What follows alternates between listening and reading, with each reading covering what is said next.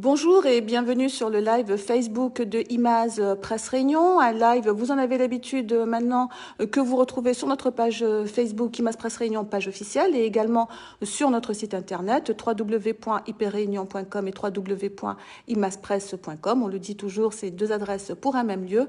Vous le voyez, vous êtes chez nous, bienvenue chez nous dans nos locaux où nous nous trouvons en compagnie de Huguette Bello. Bonjour Madame Bello. Bonjour, bonjour Madia Benamia, bonjour à vous tous qui prenez en marche cette émission. Et je vais vous dire quelque chose quand même. Je vois qu'on a un média qui a de tout petits moyens. Moi je le vois parce que je le constate, je vais dans tous les médias et je vois leurs petits moyens. Et je regrette infiniment que ce média ne soit pas, à l'instar des autres grands médias de la Réunion, aidé de manière égale, comme ces autres grands médias sont aidés.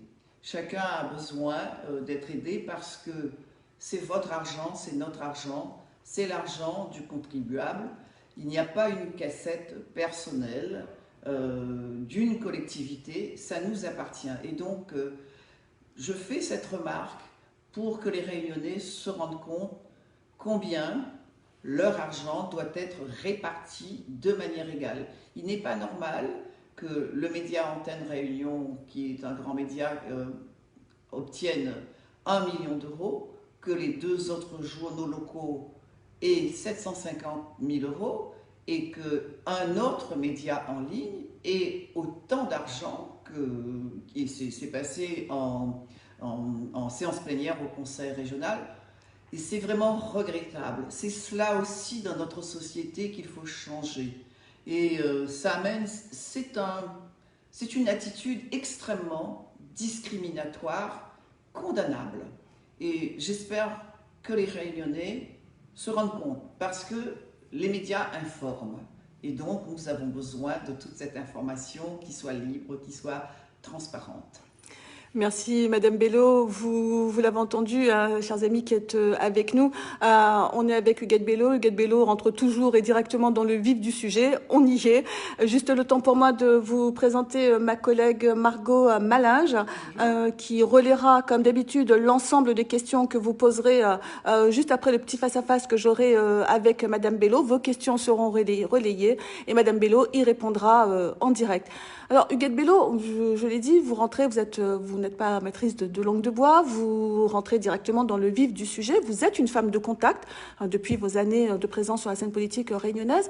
Or, pour la première fois, cette campagne, ce deuxième tour pour les élections municipales de Saint-Paul, où vous êtes candidate, s'est faite sans contact. Comment vous l'avez vécu et comment vous la gérez?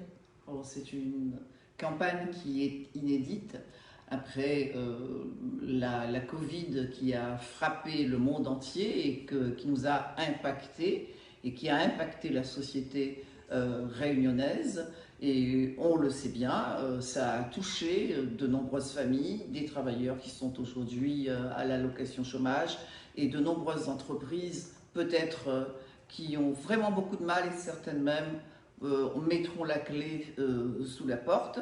On connaît la situation difficile de la Réunion, la situation où l'on a un chômage qui persiste et qui est amplifié, qui sera amplifié par cela, malheureusement. Et on voit notamment dans la crise du bâtiment travaux publics, et puis les journaux en parlent beaucoup, et bien tout le monde a été impacté parce que tout s'est arrêté. Et donc en politique aussi, on a eu donc ce que l'on pourrait appeler une campagne longue, parce qu'après 2 mois, presque 3 mois, je ne dirais pas de silence, parce que l'on est resté toujours en contact avec les administrés, avec les citoyens de Saint-Paul et d'ailleurs, parce que nous-mêmes, nous avons participé à un certain nombre de réunions, des réunions hebdomadaires avec le préfet en tant que parlementaire pour voir comment évoluer la situation et puis pour donner aussi notre point de vue. Et donc la campagne électorale, c'est une campagne qui se passe, il y a du porte-à-porte, sans contact. Moi, je ne rentre pas chez les personnes. Et donc, on a, en dehors du chapeau sur la tête, on a le masque quand il faut mettre le masque. Et c'est une campagne où l'on apprend beaucoup, une campagne électorale. Eh bien, nous devons beaucoup apprendre des autres. C'est quoi la vie politique? C'est toujours aller vers l'autre pour être le bon porteur de parole. On doit être cela. Et donc, la campagne ouverte, ce sont des prises de parole aussi dans les quartiers, sans faire de meeting, parce que vous le savez bien que les rassemblements de plus de 10 personnes sont interdits, à moins que l'on puisse avoir une salle où la distanciation est respectée. Et donc, nous le faisons. C'est une campagne riche en enseignements, parce que la crise du Covid qui a touché la Réunion, cela nous a permis également de voir encore mieux la situation difficile, la situation économique difficile de la Réunion. Et quand je parle de situation économique, ce sont les agriculteurs, ce sont les entreprises qui, pour beaucoup, notamment les entreprises commerciales, le tourisme qui a pris de plein fouet ce petit microbe qui est invisible, cette invisibilité qui est tellement visible de l'autre côté parce qu'elle a fait beaucoup de mal. Et évidemment, c'est le dévouement extraordinaire de l'hôpital public, du personnel soignant. Je les salue encore parce que, on le sait bien, le personnel soignant est maltraité, a été maltraité par le gouvernement, continue à l'être d'ailleurs, parce que pendant toute la campagne, on a vu l'importance de l'hôpital public, l'importance du service des urgences, et on a vu aussi tous les grands manquements qu'il y a pour l'hôpital public. Moi, je rends grâce, comme beaucoup de Réunionnais, à cet hôpital qui, lorsqu'il vous arrive quelque chose, vous n'appelez pas. Moi, il n'y a rien à dire aussi, parce que chacun fait son boulot, les hôpitaux privés. Mais l'hôpital public, c'est cet hôpital vers qui on se tourne naturellement. Il vous arrive quelque chose, qu'est-ce que vous faites? Vous appelez les urgences et vous rendez aux urgences. Et donc, ce qui a été difficile aussi, certainement, pour les familles, ce sont les personnes qui souffrent d'une affection longue durée et qui n'ont pas pu aussi suivre un traitement continu. On connaît bien la situation à La Réunion. On a 10% de notre population qui est diabétique, les maladies cardiovasculaires, l'obésité. Toutes ces maladies, eh bien, à un moment donné, il a fallu mettre un bémol et il y a des traitements qui n'ont pas été poursuivis. On a vu des soignants qui ont eu beaucoup de difficultés. Je pense notamment aux podologues, eux notamment, mais il y en a eu d'autres, tout ce paramédical qui n'a pas été le masque, il faut pas, et puis après on a dit, ben oui, il faut, et maintenant on commence à redire, il faut pas, et surtout l'école qui a été impactée. Justement, on reviendra sur le grand thème de l'école, mais justement, hein, sur le territoire de la commune de Saint-Paul, hein, pour cette élection, il y a quand même, je pense à l'EPSMR et Auchan. Quelle est la remontée que vous avez eue de ces soignants? Hospitaliers ouest de la Réunion, ils se sont dévoués. Moi, j'ai eu contact avec un certain nombre de personnels là-dedans. Et donc, on a ouvert des lits réanimation en toute vitesse, parce que vous savez que pour avoir déjà le CHOR, qui est un hôpital neuf, pour avoir des lits de réanimation, ça a été un vrai combat. Et là, on a vu l'importance de ces lits de réanimation. Je salue aussi les personnes qui sont au centre hospitalier universitaire, les deux pôles Saint-Pierre et Saint-Denis. Il y a eu un dévouement extraordinaire. Et moi, j'espère que le gouvernement qui a dit qu'il va distribuer des primes, etc., et que les engagements pris seront des engagements tenus. Et on connaît aussi que le personnel, il est manquant. Aussi bien en infirmières, en aides-soignants, en médecins, etc. Et donc là, on a vu comment la santé, elle est première dans une société, dans toutes les sociétés développées, c'est la santé qui doit primer. Et on a vu le mépris. Dernièrement, il y a eu tous ces rassemblements, parce que les rassemblements des médecins, et juste avant la crise d'ailleurs, il y a combien de chefs de service qui ont enlevé leur blouse et puis qui ont démissionné à cause du mépris de ce gouvernement, et qui continue à nous faire prendre etc. Et donc ça, on ne peut pas non plus. Les soignants méritent notre respect, notre reconnaissance. Donc Saint-Paul, c'était Gabriel Martin. Gabriel Martin qui était devenu vraiment trop petit, pas de place pour se garer, etc. Et on s'est battu. Le Shore, c'est un très très bel établissement. Il y a tant et tant à faire. Et on sait aussi, alors moi je vois, hein, excusez-moi, hein, mais moi j'ai vu le président d'une grande collectivité se précipiter pour une fois, à cause sans doute de la campagne électorale qu'il a, aux soignants. Moi j'aurais aimé que son soutien aux soignants, il aurait dû le faire ouvrir l'accès au centre hospitalier. Tout ce monde-là pense que notre mémoire est courte, alors que ça aurait tellement facilité la vie de ceux qui viennent rendre visite à leurs malades, pour les ambulances, pour toutes les urgences, etc. Cela n'a pas été fait. Et donc, c'est quand même, je le dis à chaque fois, la santé est première. Et donc, quand on a une responsabilité politique, on doit se soucier de cela. Oui, alors vous l'avez compris, Madame Bello, et on le rappelle, vous le savez, hein, Madame Bello est également députée de Saint-Paul, donc elle a élargi là son propos effectivement à l'ensemble de la politique départementale et notamment en matière de santé. On va revenir, Madame Bello, si vous le permettez, un petit peu sur la campagne de ce deuxième tour à Saint-Paul, où vous avez en face de vous 3 candidats que vous avez distancés au premier tour et qui ont décidé de s'unir, et notamment on a vu vous êtes 3 anciens maires, et notamment on a vu monsieur Bénard arriver en 3e position, prendre finalement la tête de ce bloc contre vous. Qu'est-ce que ça vous inspire? Moi, je le dis à chaque fois, c'est bien. Et donc, ce que cela m'inspire, c'est de la droite locale se mettre ensemble et demander celui qui a fait le meilleur score, à lui demander de se placer en arrière. Et celui qui a fait le plus mauvais score, de se mettre devant. Et donc, c'est une forme aussi de mépris pour la personne qui a fait le meilleur score. C'est comme si, à l'école, c'est comme si on a un élève qui a eu une bonne note, et bien, et donc c'est quand même quelque chose d'extraordinaire. Et on voit celui qui a eu le plus mauvais score se tailler la part du lion dans le nombre de conseillers municipaux qu'il s'offre, et celui qui a fait le meilleur score, eh ben, c'est la portion congrue auquel il a droit. Et donc là aussi, ça dit ces personnes, hein, ceux qui sont à la tête de la droite, c'est une drôle de conception de la démocratie, et ça augure mal de la suite qui pourrait y avoir si les choses se poursuivent. On s'est partagé les postes et on a dit,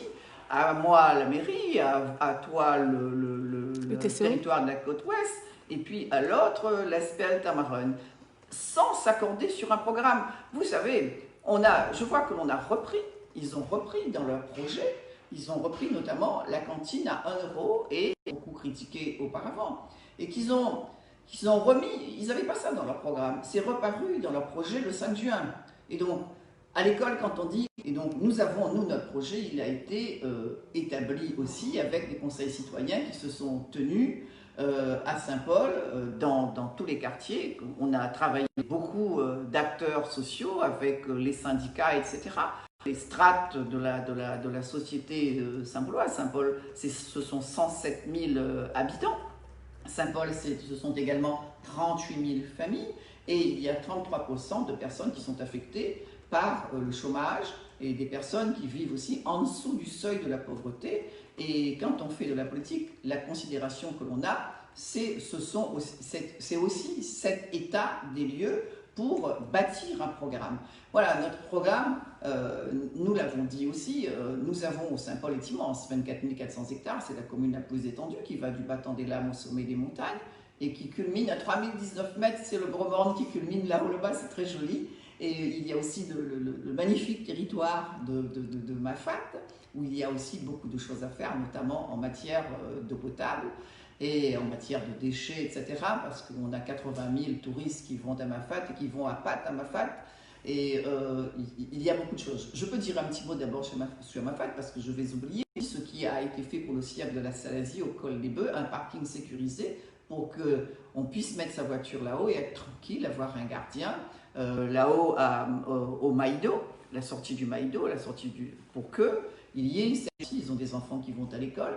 avoir, parce que les enfants vont dans des familles d'accueil et les parents souhaitent que les familles d'accueil, enfin ils n'aiment pas trop que ce soit dans les familles d'accueil. Je salue les familles d'accueil, on ne dit pas du mal, hein. On dit juste la préférence que les habitants de Mafate ont. Les habitants de Mafate voudraient donc qu'il y ait une structure qui accueille leurs enfants et je soutiens le projet de Roland Robert lorsqu'il était maire de la possession et qui, au bout du chemin Boeuf-Mort, c'est un collège où il y aurait un internat et qui réglerait ces problèmes, pour les enfants de Mafate. Des Mafatais, les problèmes des enfants de Mafate. Et vous savez que Mafate aussi, c'est divisé en deux. Il y a une part possession et une part Saint-Paul. Et donc, moi, je parle de la partie Saint-Paul, mais la partie Saint-Paul et la possession, nous nous entendrons à merveille pour qu'il y ait une structure d'accueil pour les enfants de Mafate. Votre zilette de Mafate, c'est si joli, mais en même temps, c'est si difficile. Effectivement, hein, des personnes du bloc qui se présentent contre vous et notre anti-requin. Un problème qui a empoisonné une bonne partie de votre précédent mandat, hein, lorsque vous étiez maire jusqu'en 2014. Nous avons eu un mandat entre 2008 et 2014, un mandat qui n'était pas évident. Nous sommes arrivés avec aussi une commune où les infrastructures étaient déficientes, hein. On avait par exemple des écoles à Saint-Paul, les normes de sécurité n'étaient pas respectées. On avait un camping qui était en déshérence absolue, le parc du Maïdo, un éclairage public qui était énergétivore. Et donc on a aussi des infrastructures comme le stade qui porte le nom du père du candidat aujourd'hui, qui était dans un abandon aussi absolu. Nous avons mis 5 millions d'euros pour réhabiliter le stade Paul-Julius Bénard. Et donc, nous avons eu un mandat qui ont été aussi laissés par mon prédécesseur. Et Saint-Paul était une ville où il n'y avait pas d'eau potable. Et un gros travail a été fait, initié par, je rends hommage à Jocelyn Flao, qui est parti au cours du mandat, qui a travaillé beaucoup sur l'assainissement et l'eau. C'est un investissement silencieux de près de 70 millions d'euros qui a été fait. Vous savez, quand on rentrait, on était à côté de la condamnée pour pollution, etc. Et donc, tous ces problèmes-là ont été réglés. On a eu un mandat qui n'a pas été un mandat simple, parce que nous avons eu les grands incendies. Et aujourd'hui, on a... Vous faites allusion aux incendies, aux deux grands incendies du Maïdo. Aux deux grands incendies du Maïdo. Si aujourd'hui on a l'avion, alors je ne trouve plus son nom, le Dash, c'est un combat que nous on a mené pour que le Dash, parce qu'on est éloigné de tout, on est à 12 000 km, c'est très difficile. Et donc, pour ces incendies, on a eu aussi des inondations.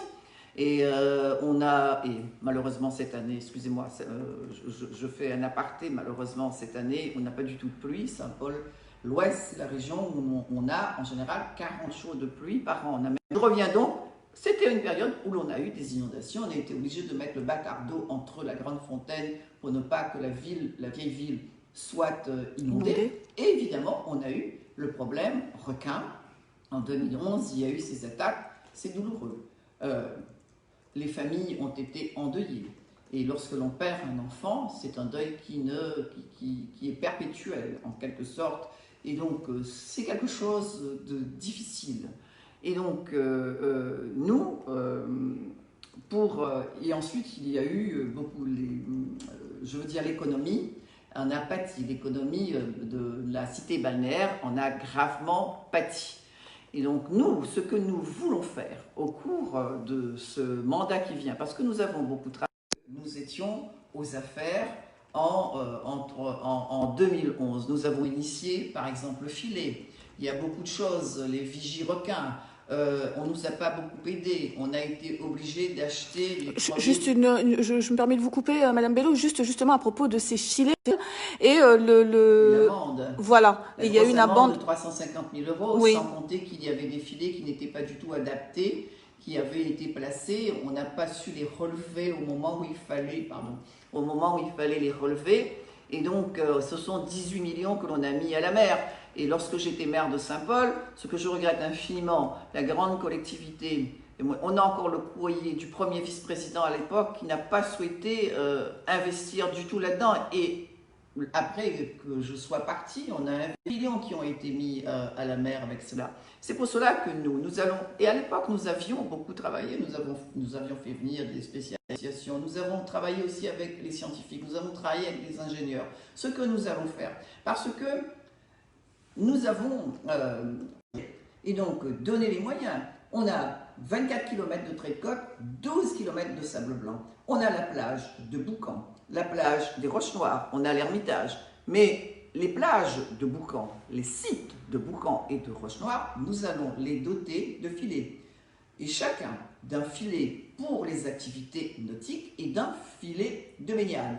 Et nous allons aussi tenir compte des avancées scientifiques, des avancées technologiques pour nous adapter, pour adapter ces filets pour que, à la fois, les Saint-Gillois, les Saint-Paulois, les Réunionnais et tous ceux qui viennent de toutes les terres du monde puissent goûter aux joies de la mer. Et donc, moi, j'entends beaucoup de personnes qui se disent spécialistes. En quoi toutes ces personnes se prennent pour le commandant Cousteau? Lui-même, il se disait qu'il était en face d'un phénomène aussi grave. Il faut avoir une grande humilité. On est tout petit face sur la planète entière, le globe terrestre. Ce sont les endroits que l'on connaît le moins bien. Ce n'est pas moi qui le découvre. On connaît lorsqu'il y a des pollutions ici ou là. Mais ce que la mer renferme, on ne connaît pas. Et donc, on ne peut pas s'avancer et à faire l'intéressant pour dire c'est moi qui connais le plus. Moi, là-dedans, je reste tout petit, je reste humble, je prends la vie des uns et des autres, et notamment de ceux qui savent un peu, qui savent plus que nous, et qui sont encore en train de chercher, et qui ne trouvent pas. Et donc voilà pourquoi il faut une grande humilité devant la mer, devant des phénomènes que l'on ne maîtrise pas. Est-ce qu'on peut maîtriser le python de la fournaise? Même les ingénieurs, il va se réveiller, là, le python. Et donc, même les ingénieurs qui y sont, ils ne savent pas. Même en regardant avec l'expérience scientifique, ils ne connaissent pas très bien quand est-ce que ça va partir. Et donc, là-dessus aussi, face aux phénomènes extraordinaires comme ça, la mer a toujours recommencé, comme l'a dit un poète, et on ne sait pas quand est-ce qu'elle va démarrer, quand est-ce qu'elle va recommencer. Alors, Madame Bello, toujours dans la suite de cette crise requin, vous le savez, cette crise vous a aussi valu d'être traité à plusieurs reprises de raciste, voilà, d'avoir un comportement raciste, et notamment vis-à-vis des métropolitains. Voilà. Qu'est-ce que ça vous inspire, sachant que vous avez été le fer de lance du combat, notamment anti-apartheid, il y a quelques années maintenant? C'est un vrai mauvais procès que l'on peut me faire. Quand on ne trouve plus rien à dire, et quand on se met en face de nous pour dire que vous n'y connaissez rien et qu'on ne relève pas les propos qui ont été absolument des propos machistes. Et donc, je regrette quand même que l'on continue à tenir ces propos quand je pense à toutes ces personnes qui aujourd'hui trouvent des vertus à Nelson Mandela et qui, lorsque c'était la période où l'on était dans le dur, où il y avait ici à La Réunion un consulat sud-africain, où il y avait l'organisation de femmes que j'ai eu l'honneur de représenter, que je représente toujours, et que l'on s'est insurgé contre la présence d'un consulat africain, et qu'il y ait des personnes qui avaient dit à l'époque, écoutez, Madame Bello, laissez-nous commercer tranquillement avec cette Afrique du Sud, qui était l'Afrique du Sud raciste, l'Afrique du Sud de l'apartheid, l'Afrique du Sud du massacre de Soweto, de Sharpeville, l'Afrique du Sud de gouvernement raciste, du gouvernement de l'apartheid, qui a parqué la majorité de la population sur 13% des terres d'Afrique du Sud et qui a laissé Nelson Mandela pendant 27 ans en prison. Cet homme, alors quelqu'un a dit que c'est un saint Nelson Mandela parce que pendant 27 ans, il a résisté pour que son peuple ait le droit de vote. Voilà pourquoi il faut que vous alliez voter aussi. Un homme, une voix, il est un homme, une femme, une personne, une voix, et que lui, il a résisté tout ce temps-là. Et donc, voilà pourquoi c'est un vrai mauvais procès. Où est-ce que ces gens-là étaient lorsque, par exemple, on a emprisonné une jeune femme au prétexte qu'elle venait d'ailleurs, Salima Sabiti, tous ces procès auxquels on est parti tout seul en subissant la vindicte de beaucoup de personnes. Et donc, c'est un mauvais procès parce que je condamne le racisme, je condamne le sexisme, je condamne le machisme et je condamne tous ces excès qu'il y a dans notre société. Je l'ai toujours condamné et tous ceux qui en parlent aujourd'hui, je ne les ai pas vus. Et donc, on parle beaucoup de cela aujourd'hui, parce que quand on regarde la mort de George Floyd, la mort de beaucoup d'autres combattants aussi, ici à La Réunion, il y a eu des combattants de la liberté et justement nos montagnes portent leur nom. On pense à Anchin par exemple. Et donc le George Floyd. Et puis ça a ranimé une flamme de révolte. Et c'est vrai, on a aux États-Unis 13 à 14% d'Afro-Américains. Et donc, il y a eu ce qu'on appelle l'esclavage, où des millions de personnes ont été déportées aux États-Unis pour la culture du coton, pour l'exploitation de ces personnes, parce qu'on a pensé, à cause de la couleur de leur peau, ils étaient inférieurs, ils étaient une humanité inférieure.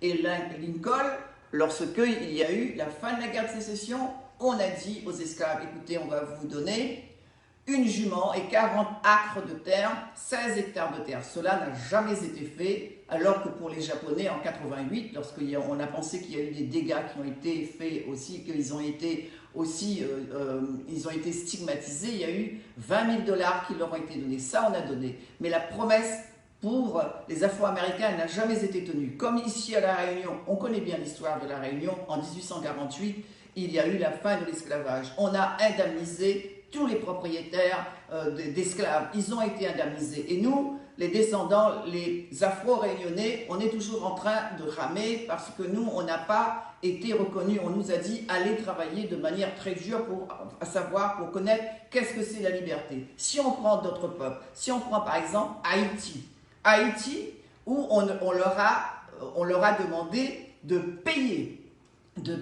leur liberté. Ils ont payé à la Grande-Bretagne, ils ont payé à la France, et aujourd'hui les Haïtiens demandent à la France de rembourser ceux parce qu'on leur a demandé d'indemniser. Ce sont les Haïtiens qui ont indemnisé le gouvernement français pour qu'eux, ils indemnisent les propriétaires. C'est 30 milliards aujourd'hui que le gouvernement, on a des chiffres, on a tout ça, il y a des papiers, tout ça, 30 milliards que les Haïtiens demandent que ça leur soit remboursé. Mais en attendant, je ne dis pas mon programme de Saint-Paul. Voilà. Alors, mais justement, puisqu'on va continuer, peut-être, on va retrouver votre programme sur Saint-Paul, Madame Bello, avec les questions des internautes qu'on va retrouver avec Margot dans un instant. Mais juste pour continuer sur ce problème, ce fait d'actualité, on a parlé de George Floyd, vous avez parlé d'esclavage aux États-Unis, à La Réunion. On a connu, bien sûr, toute notre histoire est basée aussi sur l'esclavage. Il faut déboulonner les statuts de Maëla Bourdonnais, de François de Mailly. Qu'est-ce qu'il faut faire, Madame Bello? Je pense qu'il faut que l'histoire soit dite. La Bourdonnais, on connaît, 1738, il a quitté Saint-Paul pour faire de Saint-Denis la capitale. Saint-Paul était l'ancienne capitale. Et c'était aussi quelqu'un, avec François de Mailly, c'était de grands colonialistes, de grands colonisateurs, de grands propagandistes, des propagandistes de l'esclavage. Et donc, moi, je pense qu'il faut, comme à Bordeaux, mettre des plaques, parce que si cela disparaît, ben, qui connaîtra? Il faut mettre une belle plaque bien lisible, qui ne soit pas effacée, pour que l'on dise l'histoire de ces personnes, de ces racistes, de ces personnes qui étaient fondamentalement racistes et qui ont sans doute apporté à l'économie de la France. Et puis, l'histoire de La Réunion, elle n'est pas sûre. Moi-même, je suis partie à l'école. Moi, j'ai appris notre histoire toute seule. Et en plus, dans ce pays-là, on a brûlé les archives. Et donc, il faut absolument, on a des historiens fameux, on a Prosper Rêve, on en a d'autres aussi. Et ben, ces personnes-là, il faut aussi peut-être que l'on écrive aussi avec l'académie, que l'on écrive un petit livre d'histoire pour que les enfants apprennent l'histoire de La Réunion. Nos ancêtres ne sont pas des Gaulois. Et donc, pour que cette histoire-là soit apprise et puis que l'on se connaisse mieux, on se connaisse mieux soi-même, on connaît mieux son histoire pour avancer, pour aller vers la lumière. Alors, chose promise, chose due, on va retrouver maintenant des questions des internautes avec vous, Margot. Tout à fait, je prends le petit micro pour être sûr que vous m'entendez tous bien. Alors Madame Bello, bonjour. On a une première question qui porte ici sur l'agriculture davantage, de la part d'Alexandre, qui nous demande ce que vous pensez de l'autosuffisance alimentaire. Je pense aux agriculteurs qui n'auront plus de subventions dans quelques mois pour la canne, ajoute Alexandre. Qu'est-ce que vous avez à répondre à Alexandre sur cette question ? Il a une bonne question.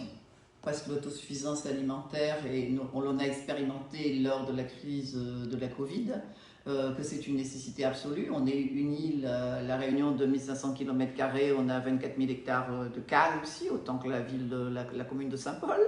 Et donc, on a à favoriser, évidemment, le circuit court, et nous savons que la terre de la Réunion produit suffisamment. On n'a qu'à regarder nos marchés, comment ce sont des marchés qui sont magnifiques, mais il faut travailler aussi avec la direction de l'agriculture et de la forêt, de telle sorte aussi que nous puissions mettre en place des entrepôts frigorifiques pour que nos fruits, nos légumes à La Réunion, qu'on puisse l'avoir tout le long de l'année, que l'on ne soit pas confronté aussi lorsqu'arrive la tomate, je ne sais pas, la dernière fois lorsqu'on a fait venir de la tomate de Madagascar, ça fait un tollé parce qu'on a dit on ne connaît pas la traçabilité de tout ça, que l'on plante, on plante de tout à La Réunion, même des endives, on plante des endives ici à La Réunion, et donc on peut tout faire.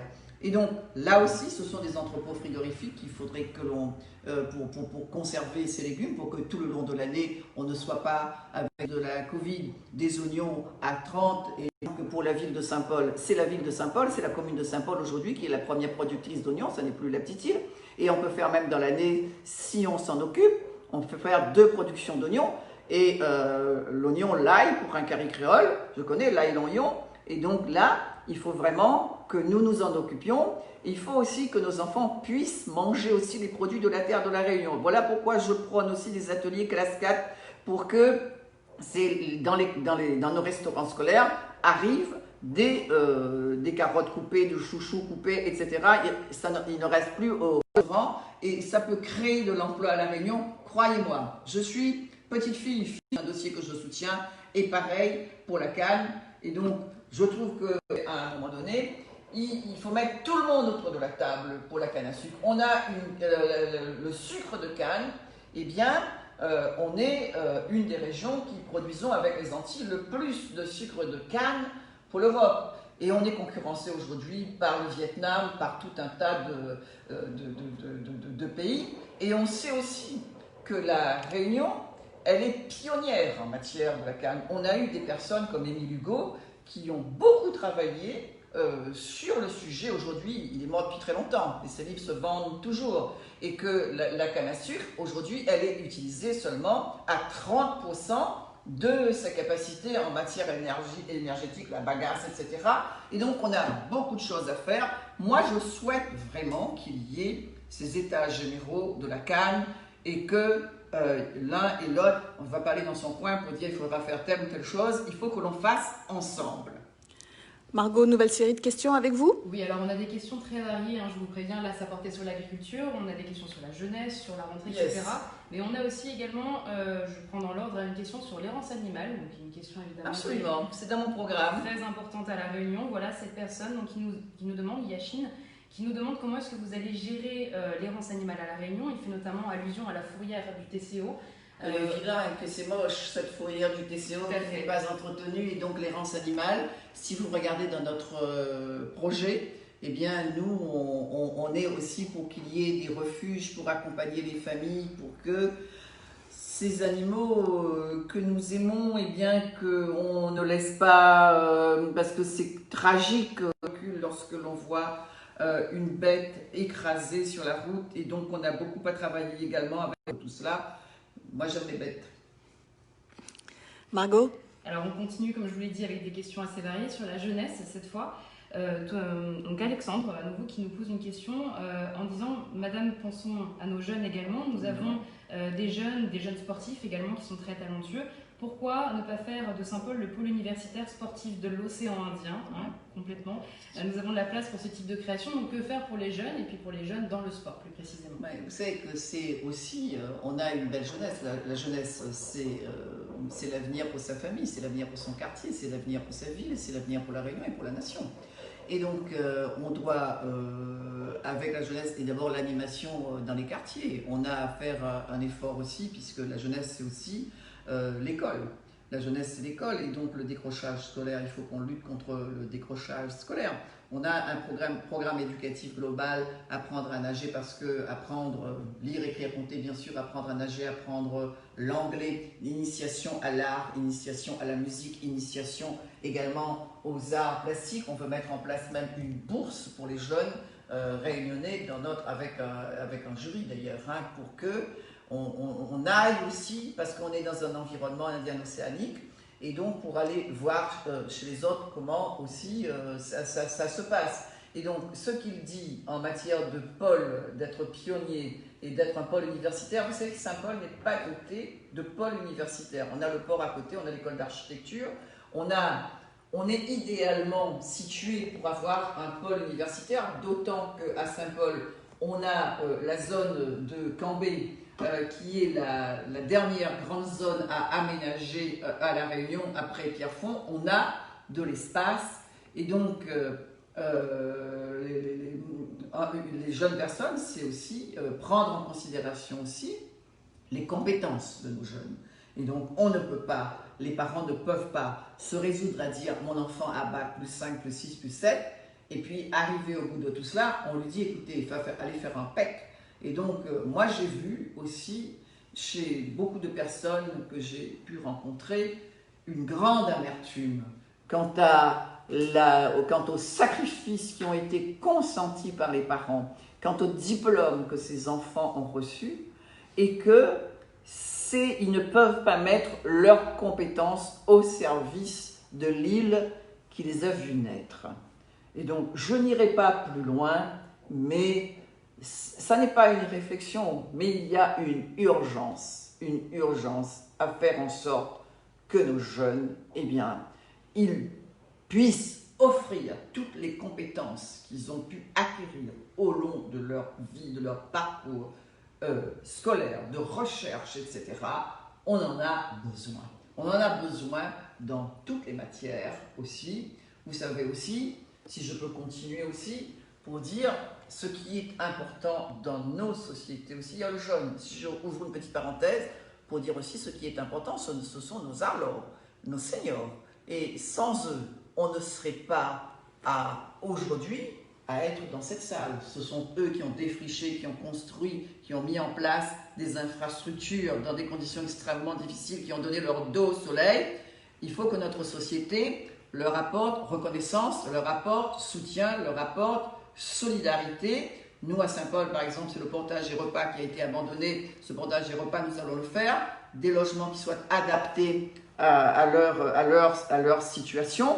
On a besoin que cela se fasse. Lutter contre la solitude et l'isolement. Et on a vu durant la crise du Covid comment il y a des personnes qui se sont retrouvées dans une solitude absolue. Et aussi, que ces personnes nous disent notre histoire, notre mémoire, et venir dans les écoles pour apporter aussi leur savoir. Et donc, non, parce que dans notre ville, on a dit, c'est de la naissance jusqu'à la dernière demeure. Et on a, si vous voulez, j'ouvre une petite parenthèse. J'ouvre une petite parenthèse parce que peut-être que je reviendrai aussi parce qu'il y a notre identité. On voit par exemple quand une personne décède. Quand une personne décède, on a besoin d'ailleurs dans nos 6 bassins de vie, nous allons mettre en place des espaces pour rendre hommage à nos morts, des salles de veillée. Des salles de veillée mortuaires. Là, moi, j'ai vu seulement des panneaux, mais rien n'a été fait. Les salles de veillée mortuaires, vous savez, auparavant, quand une personne décédait, alors on avait le drap exprès pour cela, on avait le tapis damassé, on avait toutes ces broderies. Je suis partie au décès d'une vieille dame dans le fond de la Grande Fontaine, j'ai vu qu'elle avait son drap et on l'a bien redressé comme ça. Et aujourd'hui, moi je rends hommage aussi à tous ceux qui s'occupent des décès, aux mutualités funéraires, etc. Mais c'est quand même, ça c'était notre identité, donc retrouver tout cela aussi, ça serait intéressant. Mais c'est une parenthèse aussi que j'ouvre à ce propos. Mais je voudrais vous dire aussi, puisqu'on revient à l'aménagement de Saint-Paul, c'est un peu en désordre, ce que je vous dis, mais c'est Cambé où nous allons construire dans une première tranche 15 000 logements qui correspondent à 40 000 habitants. où nous aurons 14 groupes scolaires, 3 collèges, 2 lycées, des établissements qui seront des établissements culturels et cultuels. On m'a posé la question, Mme Bello, pourquoi on dit culturel? Ben, elle me dit, culturel, parce que ça va être le privé vraiment qui s'en occuper, parce qu'une société aussi sans bon Dieu, et donc chacun a les siennes, on a du respect. On va voir temple, église, synagogue, etc. Et donc, c'est le projet d'éco-cité, Madame Bello? C'est le projet d'éco-cité pour lequel nous avons travaillé beaucoup avec Jean-Yves Langenier, que nous avions obtenu à l'époque un prix, et les architectes ont beaucoup travaillé là-dessus. Et il faut que nous lancions l'éco-cité. Malheureusement, vous savez aussi que l'éco-cité, elle est un peu engoncée aussi parce que... Pourquoi on a dit éco-cité? Parce qu'elle doit être construite avec le matériau qui se trouve dans le lit de la rivière, dans le lit de Cambé, qui aujourd'hui, vous savez qu'il y a et qu'aujourd'hui il y a une protection contre les inondations. Et donc là, il y a une réserve de matériaux nobles pour construire la ville. Et donc elle a été un peu amputée pour la route du littoral, parce que nous avions voulu que cela se fasse sur place, qu'il n'y ait pas des norias de transport qui viennent, et que ça soit construit sur place. Et en même temps, nous voulons aussi, je dis un mot quand même, puisqu'on parle de noria de transport, et que nous voulons aussi que les Réunionnais, les Saint-Paulois, les habitants de l'Ouest soient dotés aussi de réseaux de transport qui soit un réseau de transport moderne. D'abord, dans les Hauts, nous voudrions qu'il y ait un transport qui passe beaucoup plus souvent, beaucoup plus rapidement. On était là-haut à Bel-Air, on m'a dit que c'est seulement un transport qui monte, un transport qui descend. Et donc, ça n'est pas normal pour 107 000 habitants que l'on n'organise pas le transport. Mais il faut faire rentrer aussi Saint-Paul, l'Ouest, la Réunion, dans la modernité. C'est pour cela que nous voulons aussi mettre en route un tram-ouest, ce tram-ouest qui partirait de la possession, le port, jusqu'à Saint-Paul et évidemment jusqu'à Saint-Leu. Et d'autres transports, parce qu'on vit avec une géographie qui impacte, comme toute la Réunion, on vit sur une montagne. Le téléphérique qui glisserait de là-haut à la Saline-des-Hauts, vers Saint-Gilles-des-Hauts, vers Plateau-Caillou et qui descendrait jusqu'à la ville.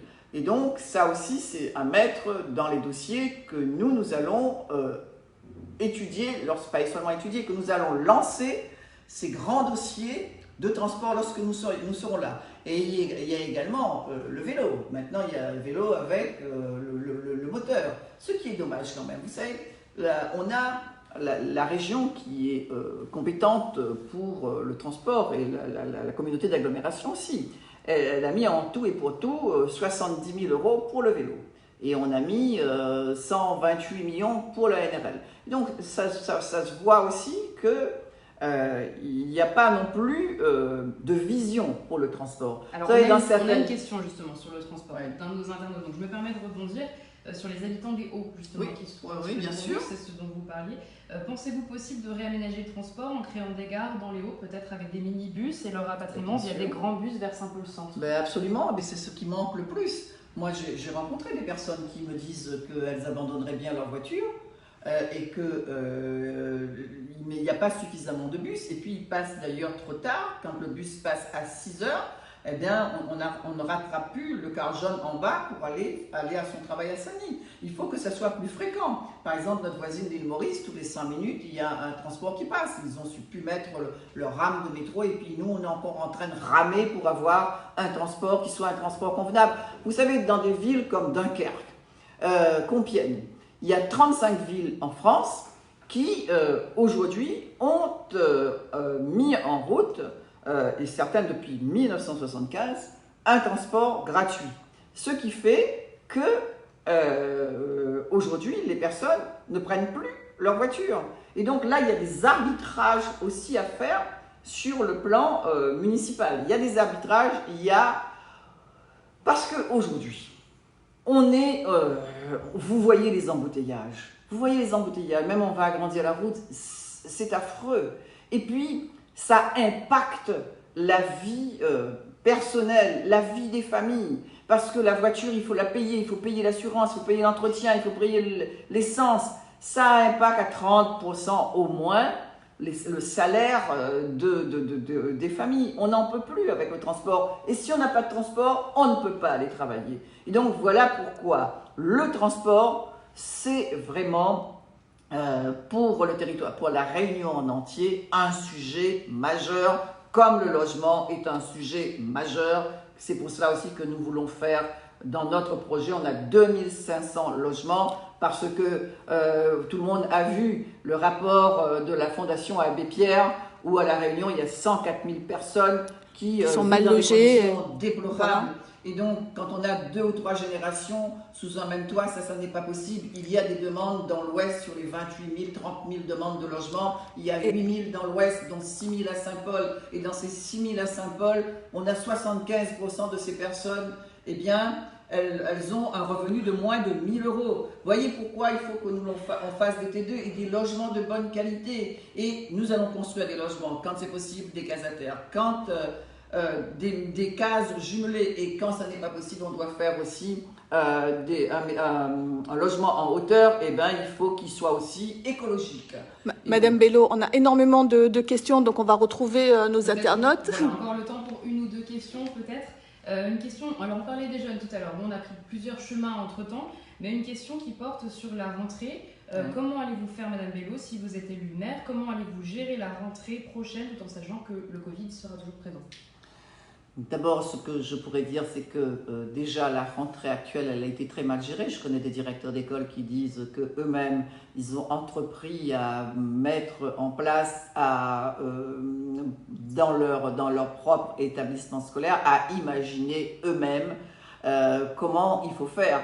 Et donc, il faut absolument les accompagner. Vous savez, l'école, il y a 2 choses dans la société. Il y a la santé, il y a l'éducation. L'éducation, elle est première. Et donc, nous allons, comme nous l'avons déjà prouvé auparavant, faire tout pour que ces écoles puissent accueillir les enfants et avec, évidemment, un travail fait à l'académie. Le temps est court. Et c'est ça aussi, les parents s'inquiètent parce que ils ont raison de s'inquiéter parce qu'un enfant qui est au cours préparatoire et qui va aller au CE1, alors on ne sait pas s'il sera un lecteur lorsqu'il sera au CE1. Et donc il y a des inquiétudes et peut-être aussi, à un moment donné, moi je ne sais pas, avec l'académie, il y a peut-être des choses à faire aussi pour faire des rattrapages pour ces enfants qui ont été décrocheurs, même des petits qui ont été décrocheurs, parce que nous sommes en compétence pour les écoles maternelles, l'école primaire, de la maternelle jusqu'au cours moyen 2. Vous savez, on a aussi tellement cassé le travail que nous avions fait lorsque nous étions aux affaires. On avait une adjointe, Hélène Lamali, qui est repartie en France, qui était médecin accoucheur, qui s'était vraiment penchée sur ce problème d'hygiène dans les écoles, le lavage des mains, etc. Il y avait déjà le savon qui était aussi dans les classes. Oui, l'école, là, c'est vraiment un grand problème. Ces enfants qui vont à l'école et qui disent « Maman, je ne suis pas partie aux toilettes parce que Alors, ces enfants se retiennent parce qu'il y a à revoir aussi toutes ces écoles. Et en tous les cas, je mettrai tout mon cœur, tous les moyens possibles pour qu'il n'y ait plus, pour rassurer, pas seulement rassurer les parents, pour mettre la sécurité nécessaire pour accueillir ces enfants, ces petites personnes à l'école. C'est une nécessité absolue. Nous avons 69 écoles à Saint-Paul et c'est pour ça aussi nous on veut mettre la cantine à 1 euro, on veut mettre aussi le transport scolaire pour ces enfants qui soit gratuit parce que là on va former la personne, lire, écrire, compter, cliquer et que ces enfants retournent le vendredi avec un livre chez eux parce que le livre reste toujours une nécessité absolue. Quand l'école nous apprend. Mais il y a beaucoup de choses qu'il faut qu'on apprenne aussi tout seul. Alors, Marco, on vous retrouve. Oui. Dernière question peut-être. Donc les jeunes, les enfants, on en a parlé, c'est un public fragile qu'il faut éduquer et protéger aussi. Il y a un autre public fragile, ce sont les personnes atteintes de handicap. Oui. Ici, on a un internaute qui nous interroge concernant l'accès en général aux personnes atteintes de handicap, également l'accès à la plage. Est-ce qu'il y a des choses que vous aimeriez changer là-dessus si vous êtes élu maire de Saint-Paul? On avait déjà commencé lorsque l'on était là, il y avait un accès notamment à l'Ermitage, à dynamiser. Qui n'existe plus cet accès? Dynamiser cet accès à la plage, l'accès aux personnes porteuses de handicap également. Dans tous les établissements publics et même les établissements aussi, il y a encore un travail à faire, notamment avec les commerces, pour qu'ils puissent rentrer facilement. L'accès aussi pour les personnes porteuses de handicap à l'éducation, à l'école. De nombreux établissements, on n'a pas suffisamment d'établissements pour aider les parents qui ont des enfants porteurs de handicap et qui restent journellement et qui sont chez eux, et donc pour avoir un répit aussi pour ces personnes. Et donc moi je suis touchée par cela, parce que la politique c'est aller vers le plus faible, pour lui donner la dignité, la parole dont auquel il n'a pas accès. Alors la question n'a pas été posée par les internautes, mais c'est une question que moi j'ai envie de vous poser aussi. Vous avez parmi vos combats celui de défendre également les femmes atteintes de violences, les violences intrafamiliales. Quelle est votre ligne là-dessus en tant que potentielle future maire de Saint-Paul? Quand, vous savez, on s'est battu pendant tout le mandat, il faut avoir aussi la mémoire de cela, et ceux qui étaient là, et les ARS qui étaient là, les autorités qui étaient là, ils connaissent que nous, on s'est battu pour avoir un centre d'hébergement d'urgence qui n'a pas abouti. On nous a dit qu'il n'y a pas de crédit. Et nous avions aussi ouvert un petit lieu d'hébergement trop petit. Nous avons aidé notamment la gendarmerie, parce que c'est la partie gendarmerie qui est à Saint-Paul, pour qu'il y ait des assistantes sociales qui reçoivent les femmes victimes de violences. Mais le combat à mener, c'est qu'il y ait vraiment aussi des centres d'hébergement d'urgence, et travailler aussi pour que ça ne soit pas une galère pour les femmes, pour qu'il y ait des logements qui leur soient attribués beaucoup plus rapidement qu'aujourd'hui ils sont attribués. C'est un combat de longue haleine. On fait un pas en avant et ensuite c'est un pas en arrière, comme le texte qui vient de paraître aujourd'hui, où on a vu la ministre de la Justice reculer face aux associations. Il y a tant et tant à faire pour que les femmes soient considérées dans cette société, que cette moitié du ciel soit libre. Juste un mot, justement, effectivement, vous venez de l'évoquer, la justice a rétropédalé en disant que désormais, il ne serait plus à la charge de la femme violentée d'assigner son compagnon ou son ex-compagnon devant les tribunaux en payant elle-même de sa poche une assignation d'huissier. Ça sera désormais pris en charge. Pris en charge parce qu'il y a la Rajufa, etc. C'est le parcours du combattant aussi. Voyez-vous, on aurait pu penser qu'avec, en 81, lorsqu'il y a eu Yvette Roudy, qui a été la ministre à part entière des droits des femmes, que les gouvernements auraient pu continuer à le faire. Là, on a un secrétariat aux droits des femmes. Et donc, alors qu'il y a tant et tant de problèmes auxquels les femmes sont confrontées, la discrimination, les salaires plus bas, et même en politique, eh bien, c'est quand même dommage qu'il y ait si peu de candidates, et c'est quand même dommage aussi que les candidats aient si peu de considération pour la moitié de leur liste, comme je l'ai constaté avec mon concurrent, mon adversaire. On ne les a pas vues du tout. Alors, une fois que j'ai dit qu'elles sont discrètes, hier on les a vues sur Internet, mais enfin en train de m'attaquer. Enfin, c'est pas grave. Et donc, comme ça, on connaît qui elles sont. C'est heureux parce que ce sont les illustres inconnus. Et donc, la loi propose toujours et le machisme dispose encore et encore. C'est cela qui est malheureux. On le sait, c'est l'un de vos chevaux de bataille, la lutte contre les violences faites aux femmes. Je voudrais un peu élargir le propos parce qu'une information vient de nous arriver. On l'a publiée sur notre site Image Presse Réunion à l'instant. La République En Marche vient d'apporter son soutien à monsieur Didier Robert pour les élections municipales.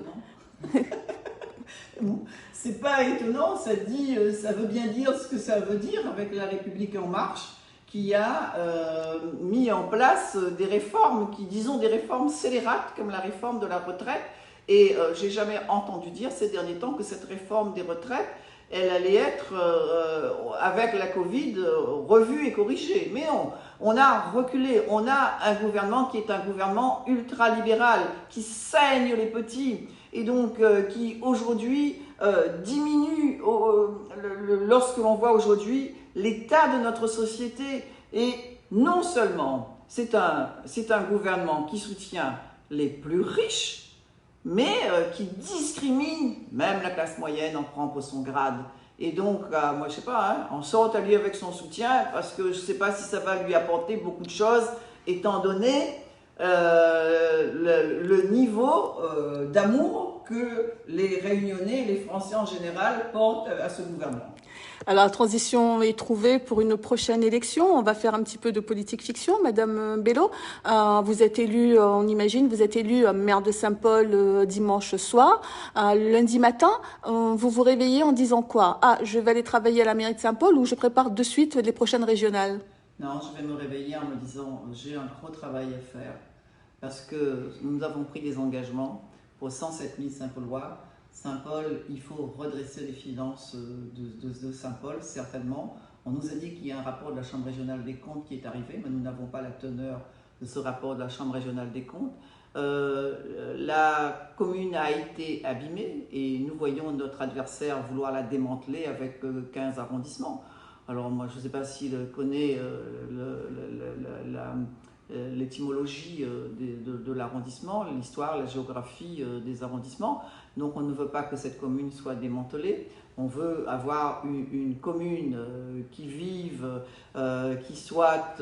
on veut redonner vraiment de la vie. L'ancienne capitale de la Réunion mérite qu'elle soit avec tout le potentiel qu'elle a mise en valeur. C'est ça qui m'apporte lundi matin. Merci Madame Bello, merci de nous avoir accordé cet entretien. On vous retrouvera, chers amis d'Imas Presse Réunion, on vous retrouvera demain, toujours pour une émission en direct avec Alec Leikengshong de Croire-et-Oser, qui est candidat à la mairie de Sainte-Suzanne dans une triangulaire. Merci à vous, Madame Bello, de nous avoir accordé cet entretien. On vous retrouve très bientôt.